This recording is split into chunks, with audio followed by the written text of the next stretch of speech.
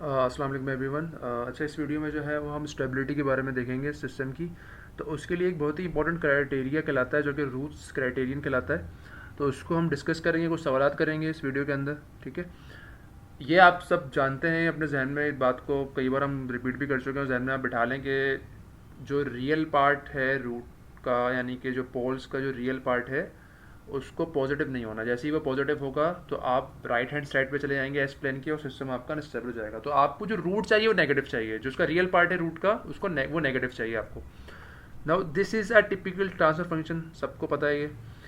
जो आपका जो न्यूमरेटर है वो ज़ीरोस, उसके जो रूट्स होते हैं वो ज़ीरोस कहलाते हैं सिस्टम के। ठीक है, ज़ीरोस। और जो उसका डिनोमिनेटर है उसके रूट्स पोल्स कहलाते हैं। दिस जो डिनोमिनेटर है ये सिस्टम की करेक्टरिस्टिक इक्वेशन कहलाती है और इससे पोल्स निकलते हैं। तो हमने जो भी इक्वेशन इस्तेमाल करनी है सिस्टम की स्टेबिलिटी डिफाइन करने के लिए, तो हमने ये यूज़ करनी है, डिनोमिनेटर यूज़ करना है हमने हमेशा। अच्छा, अब इससे पहले कि हम रूट क्राइटेरिया पढ़ें आगे, सबसे पहले ये समझ लीजिए कि कुछ कंडीशंस होती हैं, उसको सीख लीजिए। तो पहली कंडीशन जो यहाँ लिखा हुआ है उसको पढ़ते हैं हम।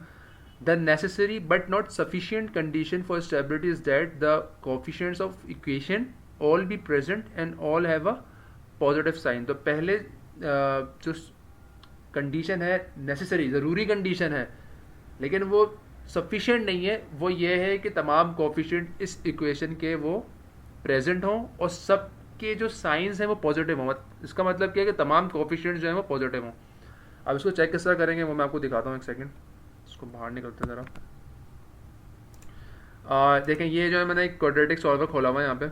तो लेट सपोज यहाँ पे कोफिशिएंट्स डालते हैं हम। तो ये आप देख सकते हैं कि तीनों कोफिशिएंट्स इस वक्त जो है ABC, वो तीनों पॉजिटिव हैं। तो रूट्स क्या आ रहे हैं? नेगेटिव आ रहे हैं। जो हमें चाहिए वही आ रहा है, नेगेटिव चाहिए हमें, नेगेटिव आ रहा है। इसका मतलब सिस्टम जो है स्टेबल है।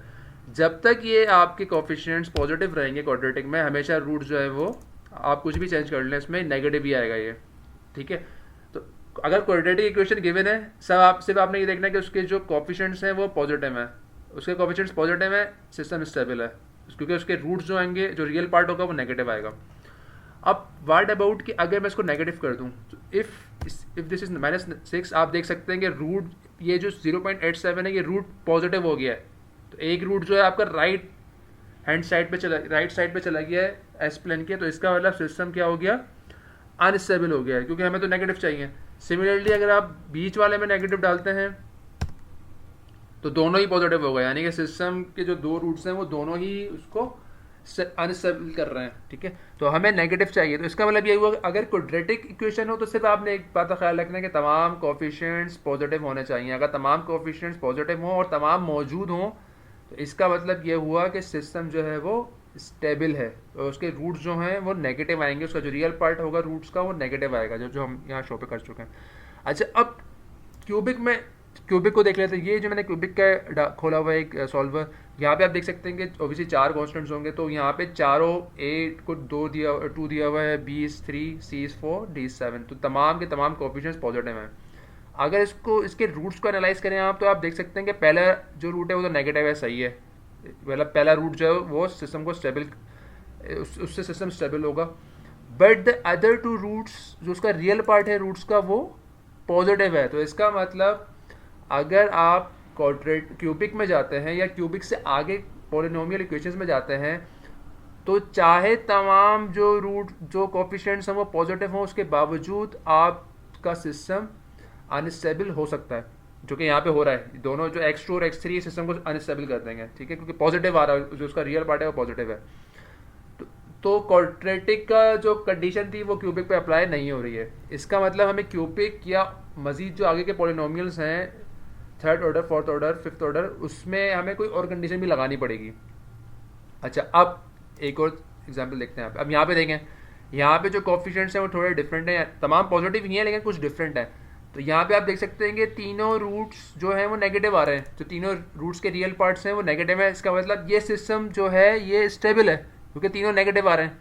ठीक है, तो पता क्या चला इससे, इन दोनों सिस्टम को अगर हम कंपेयर करें, क्या पता चला कि सिर्फ ये ज़रूरी नहीं है कि चारों पॉजिटिव हों, इसके अलावा सिस्टम की स्टेबिलिटी मालूम करने के लिए कुछ और चीज़ भी चाहिए। तो इसीलिए ये जो कंडीशन है, जो ये कंडीशन यहाँ पे मैं शो कर रहा हूँ आपको, ये नेसेसरी है कि ये तो चाहिए ही चाहिए, यानी कि तमाम रूट्स, तमाम जो कोफिशिएंट्स हैं वो प्रेजेंट हों और तमाम कोफिशिएंट्स पॉजिटिव हों, ये तो चाहिए ही चाहिए, लेकिन सफिशिएंट नहीं है। सफिशिएंट करने के लिए एक और कंडीशन चाहिए होगी। तो इस कंडीशन जो उसको सफिशिएंट बनाएगी, वहाँ पे आपका ये रूट स्टेबिलिटी क्राइटेरिया आता है। अब वो क्या कंडीशन है? वो ये कंडीशन है, the necessary and sufficient condition that all roots of equation lie in the left half, जो कि लेफ्ट हाफ में चाहिए आपको एस प्लेन, इज दैट, ये कंडीशन है, all the coefficients be positive, तमाम कोफिशिएंट पॉजिटिव होने चाहिए, and all terms in the first column of the array have positive signs. ठीक है,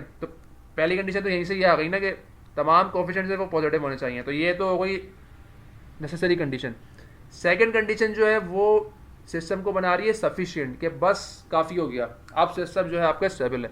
तो पहली कंडीशन तो देख के आपको सिस्टम को देखेंगे, आप इक्वेशन को देखेंगे, कैरेक्टरिस्टिक इक्वेशन को देखेंगे, तो आपको पता चल जाएगा कि सिस्टम जो है वो उसके कोफिशिएंट्स पॉजिटिव हैं, तो पहली कंडीशन सेटिस्फाई हो गई। सेकंड कंडीशन जो है यहाँ पे आता है आपका रूट स्टेबिलिटी क्राइटेरिया। ये क्या कहता है? तमाम टर्म्स जो फर्स्ट कॉलम के अंदर हैं ऑफ द एरे वो पॉजिटिव होनी चाहिए। अब ये फर्स्ट कॉलम और एरे क्या है, ऑब्वियसली आपको समझ नहीं आ रही होगी, क्योंकि वो तो जो रूट क्राइटेरिया है वहाँ से आएगा कि वो क्राइटेरिया का टेबल किस तरह बनता है, तो वो अब अभी हम देखते हैं।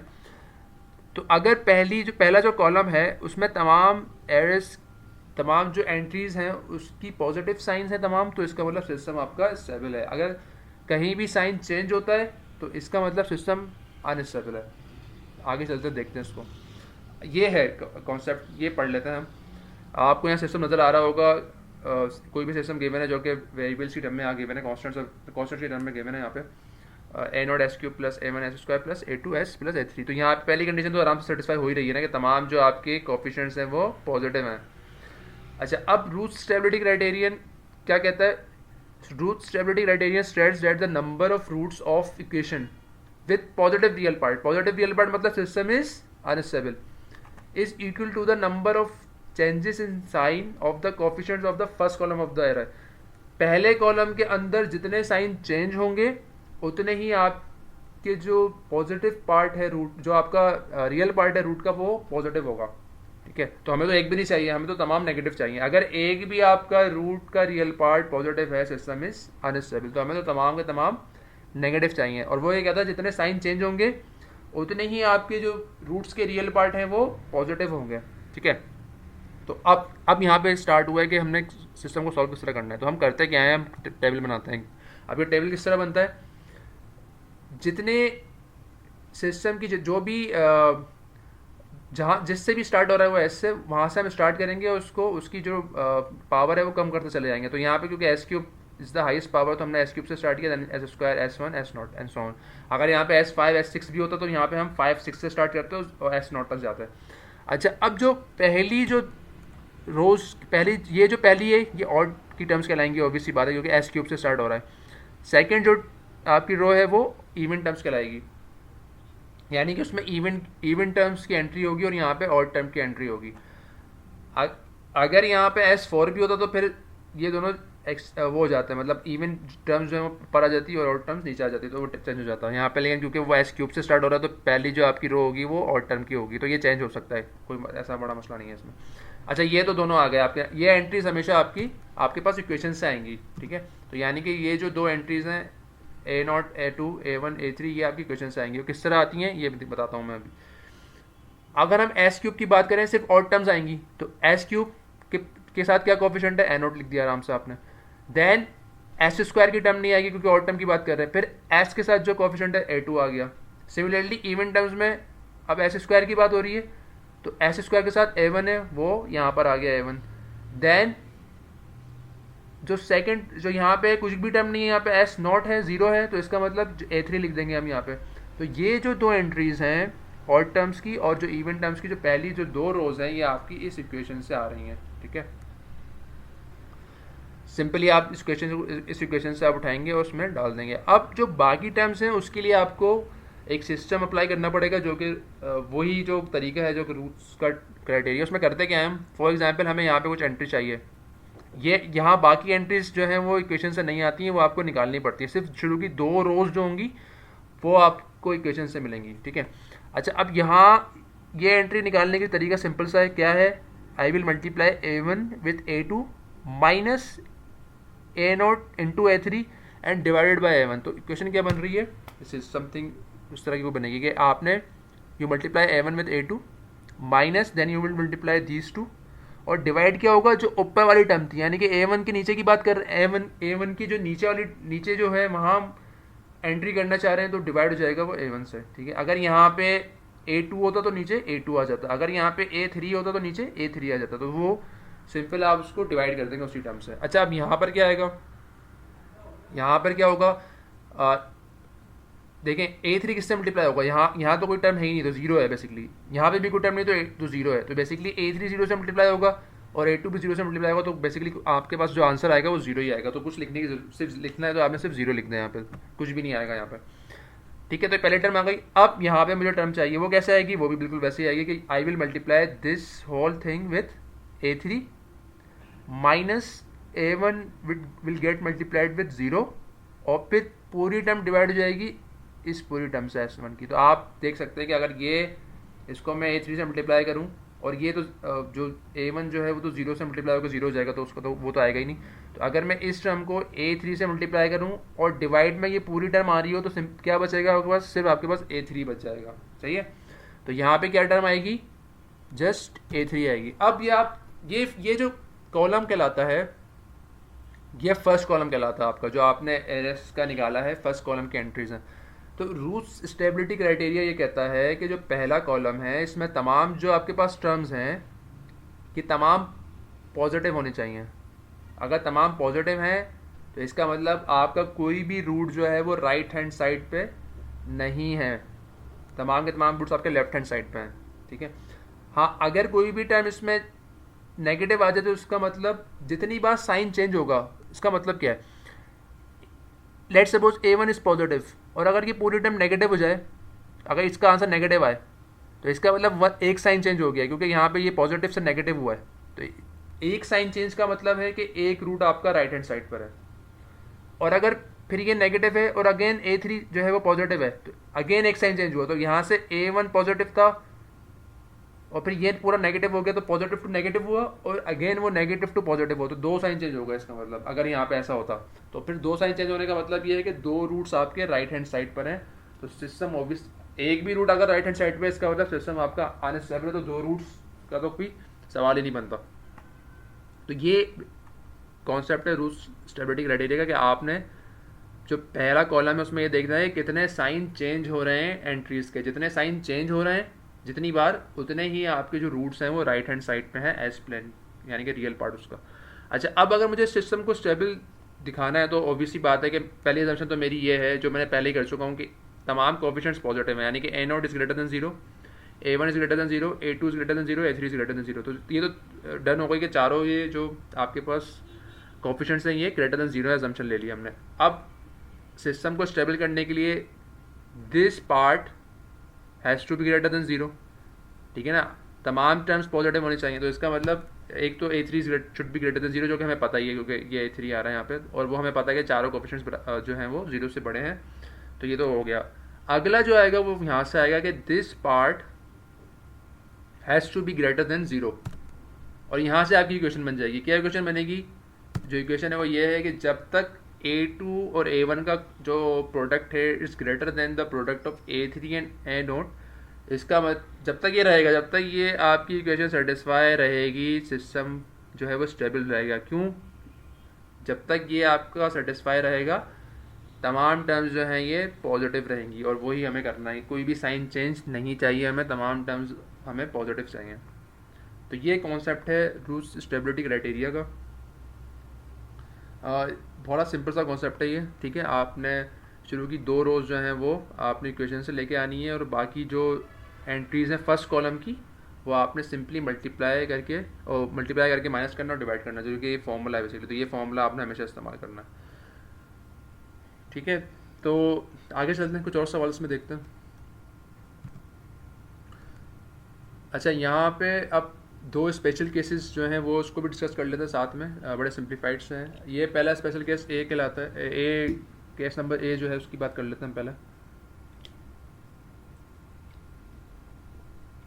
यहाँ ये कह रहा है कि if the first column term in any row is 0 but the remaining terms are not 0 or there is no remaining term, then the 0 term is replaced by a very small positive number and the rest of the array is evaluated. ठीक है, अच्छा कैसे है इसको करके देख लेते हैं. फॉर एग्जाम्पल ये आपके पास इक्वेशन है S cube plus two S square plus S plus two. ठीक है, अच्छा यहाँ पर जो है वो अब आप एंट्री डालें. ऑब्वियसली एस क्यूब से स्टार्ट करेंगे आप. S square S one S nought आ गया. एस क्यूब में क्या आएगा, वन आ गया कोफिशिएंट इसका. फिर आप अगला जो आउट टर्म है उसमें जाएंगे, अगेन वन टर्म आ गई यहाँ पे. एस स्क्वायर में टू आ गया, टू कोफिशिएंट आ गया यहाँ पे. और फिर आपके पास अगली टर्म जो है वो टू ही है, तो ये आपके पास वन वन और टू टू दो कोफिशिएंट जो है वो आपके पास आ गए यहाँ पे. अब अगर आप ये दो जो आपके पास रोज थी ये तो इस क्वेश्चन से आ गई. यहाँ पे जो टर्म आएगी वो आप ऑब्वियसली आपको मल्टीप्लाई करना पड़ेगा. तो यहाँ पे जो टर्म आएगी वो कैसे आती है, you will multiply two with one minus again this will get multiplied. तो टू माइनस टू तो जीरो आ गया बेसिकली. तो यहाँ पे जो आपके पास एंट्री होगी वो जीरो आएगी. ठीक है, अब जब यहाँ जीरो आएगी तो बेसिकली फिर नीचे भी आपके पास यहाँ पे इन्फिनिटी बन जाएगा. अगर मैं यहाँ जीरो रख दूँ मैं और इसको मज़ीद सॉल्व करूँ इसके लिए, तो वो इन्फिनिटी हो जाएगा क्योंकि अपॉन में ज़ीरो आ रहा होगा. ठीक है, तो यहाँ पे हम क्या करते हैं, हम रिप्लेस करते हैं ज़ीरो को with a very small positive number, यानी कि एप्सिलॉन की बात कर रहे हैं हम यहाँ पे कि हम ये अज्यूम कर रहे हैं कि epsilon is a very small positive number. तो अजम्पशन ले लिया हमने, या इसको हमने ज़ीरो को रिप्लेस कर दिया हमने एप्सिलॉन से. ऑब्वियसली बात है, अगर हम यहाँ एप्सिलॉन को नेगेटिव अज्यूम कर लेते तो फिर तो हमें स्टेबिलिटी देखने की ज़रूरत ही नहीं है, क्योंकि टू इज़ पॉजिटिव. और अगर हम एप्सिलॉन को नेगेटिव तस्वर कर लें तो ये तो एक साइन चेंज हो गया, एक भी साइन चेंज होगा सिस्टम आपका अनस्टेबल है. तो कोई सॉल्व करने की कोई तुकी नहीं बनती. इसलिए अजम्पशन क्या कर रहे हैं हम कि पॉजिटिव ही है भाई. ये जो एप्सिलॉन है ये पॉजिटिव ही है, क्योंकि नेगेटिव तो अज्यूम ही नहीं कर सकते ना आप. नेगेटिव अज्यूम किया तो सिस्टम तो वैसे ही अनस्टेबल है. ठीक है, तो इसमें आगे क्या सॉल्व करेगा कोई बंदा. तो यहाँ पे अजम्पशन क्या है कि epsilon is a positive number, और फिर इसको मजीद सॉल्व करें. अब यहाँ पे एप्सिलॉन आ गया, यहाँ पे तो जीरो ही रहेगा ऑब्वियसली बात है, क्योंकि यहाँ पे कुछ भी नहीं है. तो यहाँ जो टर्म है वो जीरो आएगी. लिखें आप ना लिखें आपकी चॉइस है. आप इसको मजीद सॉल्व करेंगे आप.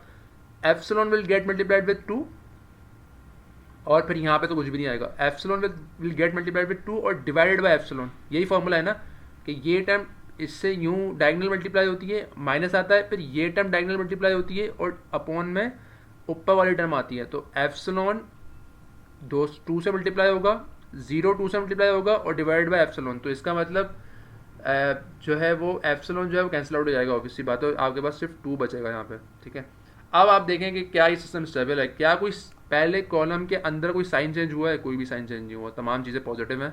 तो इसका मतलब सिस्टम की जो सिस्टम है इसके रूट्स जो होंगे वो तमाम के तमाम जो है वो लेफ्ट हैंड साइड पे होंगे एस प्लेन के, जो उसके रियल पार्ट है. तो सिस्टम इज टोटली स्टेबल. एक और एग्जांपल देख लेते हैं. यहाँ पे ये इक्वेशन गिवन है S cube minus three S plus two. तो यहाँ पे भी चलें इसको रूट्स स्टेबिलिटी क्राइटेरिया से लगाने की कोशिश करते हैं. तो ऑब्वियसली एस क्यूब से आप स्टार्ट करेंगे. एस क्यूब का कोफिशिएंट वन आ गया, एंड देन यू हैव अगली जो और टर्म है वो थ्री माइनस थ्री एस है, तो माइनस थ्री आ गया यहाँ पे जो अगली टर्म है. अब यहाँ पे एस स्क्वायर तो है ही नहीं, तो एस स्क्वायर नहीं है तो इसका मतलब जीरो है बेसिकली. एस स्क्वायर की जगह जो है वो आपने जीरो लिख दिया, और फिर आप जो आखिरी टर्म है जिसमें S not basically S not है जो, वहाँ पे टू लिख दिया आपने. ठीक है, तो इवन जो और टर्म्स थी वो लिख दिया आपने क्वेश्चन से, और जो और इवन टर्म्स थी वो लिख दिया आपने. अब अगेन यहाँ पे भी यही हुआ कि यहाँ जीरो आ गया. अब अगर इसको सॉल्व करेंगे, मतलब जीरो को मल्टीप्लाई करें माइनस थ्री के साथ, और टू को वन से मल्टीप्लाई करें और अपॉन में जीरो लिखेंगे. अपॉन में तो जीरो आएगा ना, क्योंकि ऊपर वाली टर्म जो है वो अपॉन में आती है, डिनोमिनेटर में आती है. तो इसका मतलब अगर इन्फिनिटी बन जाएगा वो. तो इसीलिए यहाँ पे भी हमने यही किया है कि जब भी कोई टर्म फर्स्ट कॉलम के अंदर जीरो हो रही हो तो उसको आप जीरो ना रखें, उसको आप एक स्मॉल पॉजिटिव नंबर से रिप्लेस करते हैं, जो कि यहाँ पे हमने किया, यानी कि एप्सिलॉन से हमने रिप्लेस कर दिया, which is a small positive number. Now you can solve. Epsilon को माइनस थ्री से मल्टीप्लाई करें, बीच में माइनस साइन लगाएं, वन को टू से मल्टीप्लाई करें, और पूरी की पूरी टर्म दोबारा एप्सिलॉन से डिवाइड में जाएगी. ठीक है, तो ये आप सॉल्व करेंगे तो आपके पास ये रिजल्ट आ जाएगा एक. और फिर इस टर्म को नीचे एस यहाँ पे जो टर्म की टू आ रही है कैसे आएगी, इस पूरी टर्म को you will multiply with two, और यहाँ पे कुछ भी नहीं तो जीरो है, तो दिस विल मल्टीप्लाई, आपस में मल्टीप्लाई होंगे तो कुछ जीरो ही बचेगा वो. और फिर उसको जो रिजल्ट आएगा उसको पूरे को डिवाइड कर देंगे आप इस टर्म से. तो ऑब्वियसली आपके पास सिर्फ टू ही बच के आएगा, क्योंकि यहाँ पे तो जीरो था. तो ये अगर आप इसको एनालाइज करें, वन इज़ पॉजिटिव, ऑब्वियसली बात है एप्सिलॉन इज़ पॉजिटिव, ये टर्म क्या है, ये जो टर्म है ये क्या है, if is this term is positive और नेगेटिव, क्योंकि एप्सिलॉन इज पॉजिटिव, तो इसका मतलब ये टर्म जो है वो हमेशा नेगेटिव ही रहेगी। तो और ये नेगेटिव टर्म आ गई और फिर अगेन दोबारा पॉजिटिव टर्म आ गई, तो कितने साइन चेंज हुए हैं, यहाँ पे 2 साइन चेंज हुए हैं।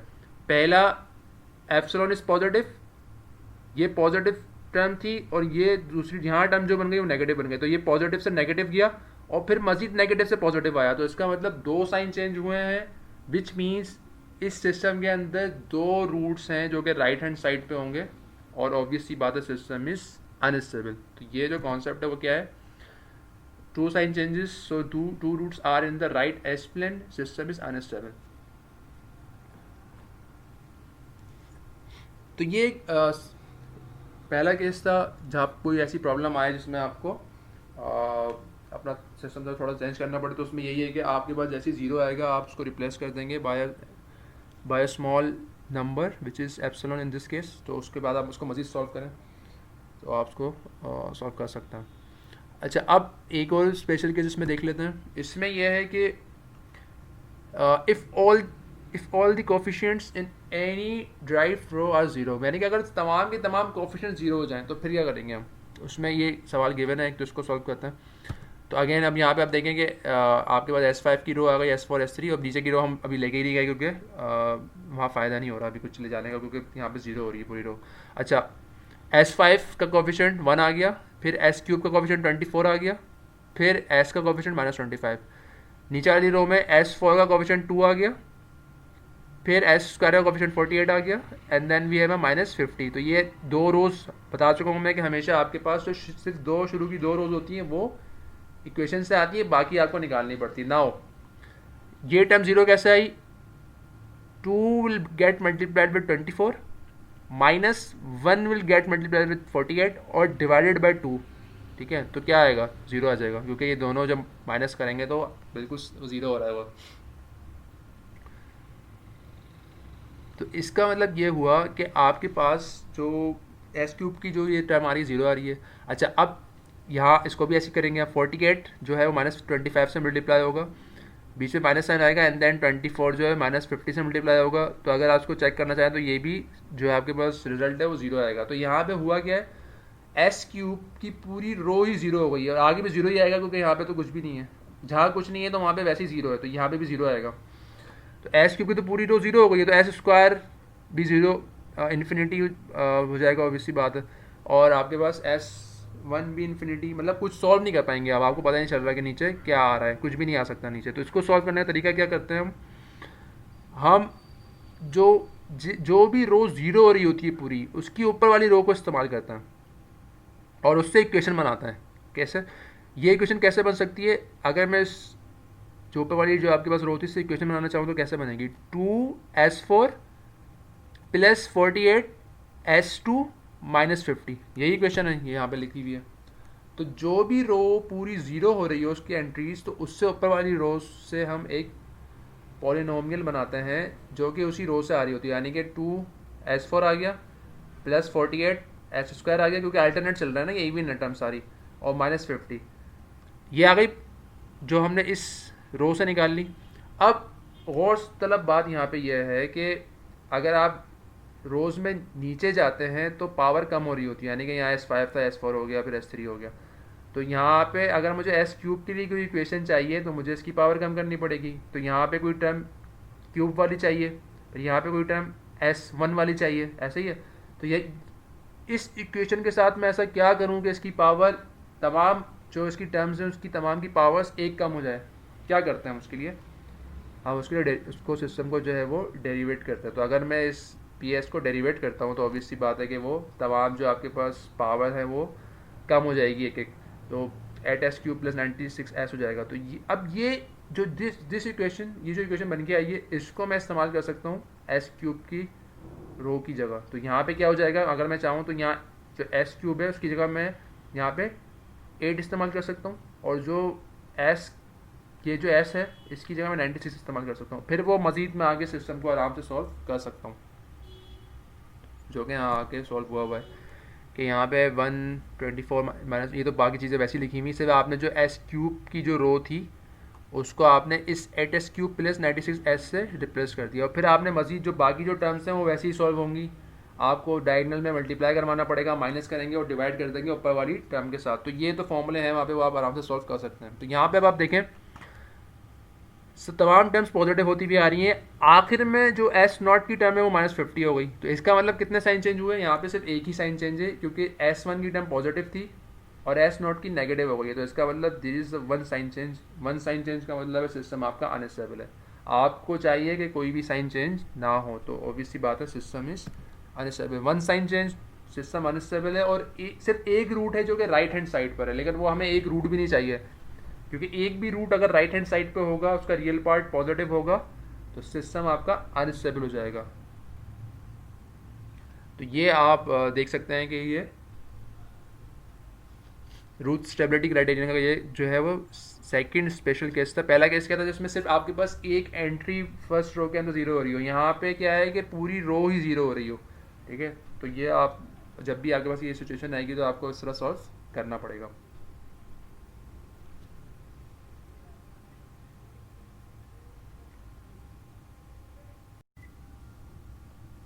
अच्छा, यहाँ पे जो है वो एक और सवाल सॉल्व करते हैं। तो थोड़ा डिफरेंट सवाल है ये, तो इसमें देखते हैं कि आप किस तरह सॉल्व करते हैं इसको। डिटरमाइन द रेंज ऑफ के फॉर स्टेबिलिटी। यहाँ पे जो है वो जो सिस्टम आपका गिवन है वो एक कुछ उसमें वेरिएबल गिवन है, और हमने ये निकालना है कि के की क्या वैल्यू ऐसी होनी चाहिए कि सिस्टम आपका स्टेबल रहे, स्टेबिलिटी के रेंज के अंदर रहे। तो के की रेंज क्या होनी चाहिए बेसिकली। तो again we will use the root stability criteria. This is the zero.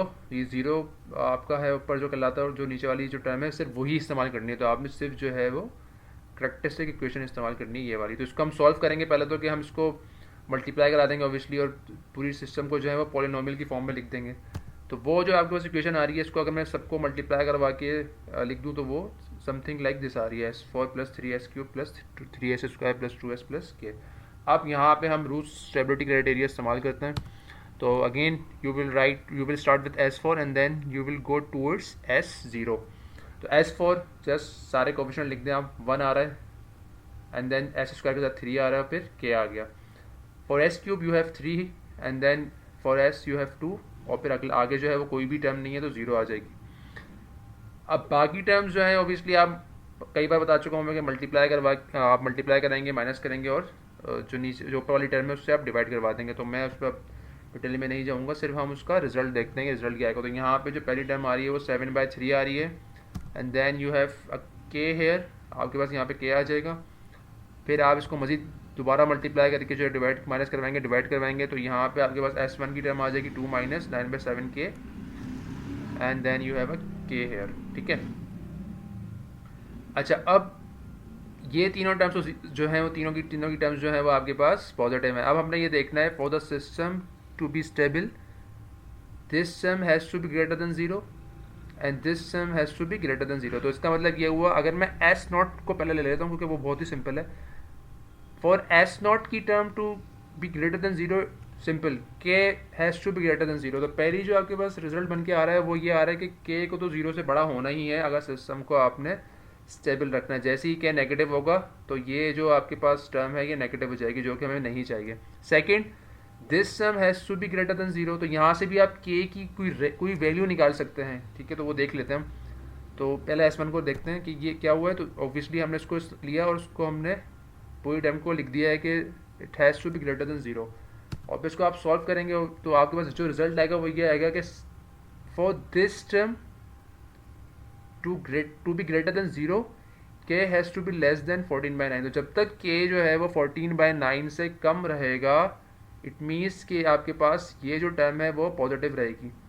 तो ये टर्म भी पॉजिटिव हो गई और ये टर्म भी पॉजिटिव हो जाएगी उस केस में। तो रेंज क्या बन रही है, S0 आपको कह रहा है के should be greater than 0, S1 आपको कह रहा है कि के शुड बी लेस देन 14/9। तो इसका मतलब के जो है इन दोनों रेंजेस के दरमियान होना चाहिए, यानी कि 0 और 14/9 के बीच में होना चाहिए। तो जो आपके पास रेंज बन के आ रही है के की वो ये है कि K has to be greater than 0, जो यहाँ से आ गया, and K has to be less than 14/9।